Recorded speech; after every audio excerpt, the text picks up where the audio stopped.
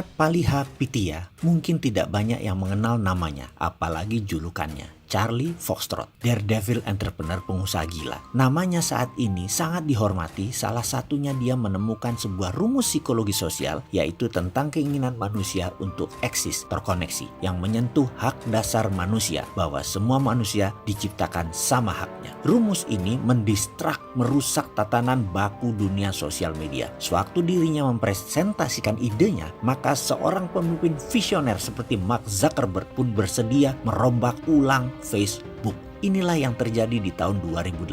Sehingga dalam 1 tahun, di tahun 2009, dari 50 juta pengguna Facebook meningkat menjadi 750 juta membernya. Dia sendiri bergabung di Facebook sejak 2005 sebagai VP Engineering, yang dalam 3 tahun mengusulkan perubahan radikal, membongkar FB ala sosmed terdahulu menjadi baru, yaitu apa yang kita pakai Facebook sekarang ini. Saat ini, Camat Palihapitiya sudah tidak bersama Facebook lagi, namun sudah menjadi seorang venture kapitalis yang besar yang dia bangun selagi dirinya masih bekerja di Facebook. Apa yang dilakukan oleh Camat Palihapitiya sebenarnya sih? Dia melakukan perusakan destruksi terhadap sistem yang ada. Kita semua tahu bahwa destruction is job number 1 before competition does it for us. Merusak adalah pekerjaan utama. Ini adalah kata-kata provokatif dari Tom Peters, pakar manajemen yang visioner kira-kira 10 tahun yang lalu. Tugas utama pemimpin bisnis adalah merusak bisnis. Sekilas pernyataan ini gendeng, tapi coba kita lihat. Pernyataan Tom 1 dekade lalu ini terbukti benar adanya. Menurut Tom, kini seorang pemimpin bisnis memang tak cukup lagi hanya piawai membangun bisnis. Dia juga harus piawai merusak bisnis. Steve Jobs piawai merusak Apple dari Apple 1.0 yang hampir bangkrut menjadi Apple 2.0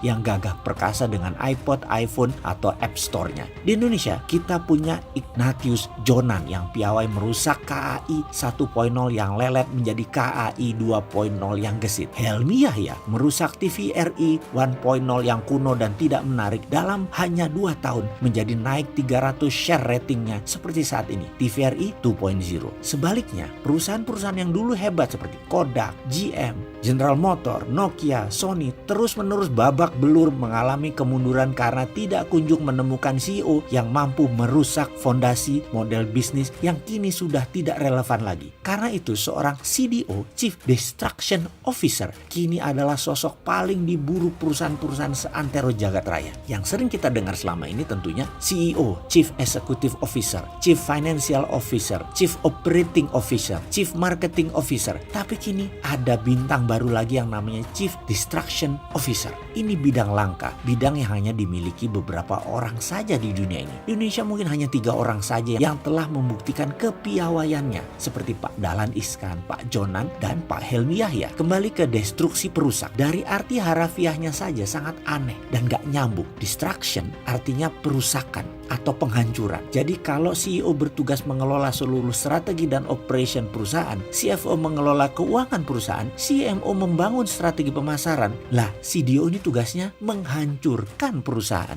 Sekilas memang gendeng terlihat, tapi pelan-pelan kita coba mencernanya. Landscape bisnis saat ini bergerak dengan kecepatan tinggi, chaotic, radikal, turbulent, volatile, uncertain, unpredictable, dan banyak lagi istilah yang digunakan menggambarkan keadaan saat ini. Landscape bisnis yang bergerak dengan super cepat ini bukannya tanpa resiko dan berbahaya. Bahayanya sangat-sangat besar. Mau contoh, layanan surat pos mati dimakan killer apps baru seperti email, WhatsApp, ATM, Kodak yang lebih 100 tahun perkasa kemudian dihabisi oleh layanan foto sharing yang diberikan perusahaan startup anak kemarin sore seperti Instagram dan lain sebagainya. Toko kaset legendaris Aquarius di Mahakam Blok M favorit saya itu dibunuh platformnya oleh iPod Store dan podcast. Untuk bisa survive di tengah perubahan yang chaotic tersebut, kuncinya terletak pada satu kata, penghancuran. Untuk sukses di era yang cepat seperti ini, kita tak boleh segan-segan menghancurkan sendi-sendi kesuksesan masa lalu kita. Break with the immediate past. Kenapa? Karena barangkali formula dan sendi-sendi kesuksesan tersebut sudah tidak relevan lagi sekarang. Ke depan, bagaimana dengan bisnis Anda para sahabat? Kalau bisnis model tidak cocok lagi ini dengan masa kini dan masa depan, segera hancurkan, kemudian bangun kembali organisasi Anda tersebut dengan cepat. Kita tak perlu ragu untuk menghabisi model bisnis lama yang sudah tak relevan lagi